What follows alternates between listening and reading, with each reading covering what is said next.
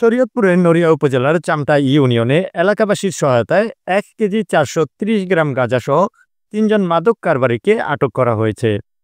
স্থানীয় সূত্রে জানা যায়, এলাকাবাসী সন্দেহ হলে তারা 3 জনকে ঘিরে ফেলেন এবং তল্লাশি চালিয়ে গাঁজা উদ্ধার করেন। পরে এলাকাবাসী পুলিশকে খবর দিলে নড়িয়া থানা পুলিশ ঘটনাস্থলে এসে তাদের থানায় নিয়ে যায়।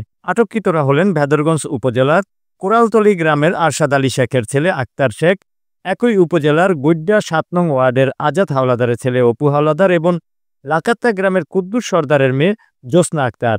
তারা 3 জনেরই বাড়ি শরীয়তপুর জেলার ভেদরগঞ্জ উপজেলায়। আটককৃত মাদক কারবারিরা জিজ্ঞাসাবাদে বলেন, তারা এই মাদক কিনেছে কানা মালেক ওরফে মালেক চৌধুরীর কাছ থেকে।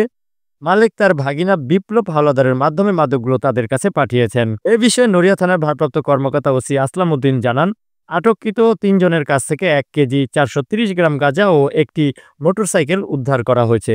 তাদের বিরুদ্ধে মাদক দ্রব্য নিয়ন্ত্রণ আইনে মামলা দায়েরের প্রস্তুতি চলছে।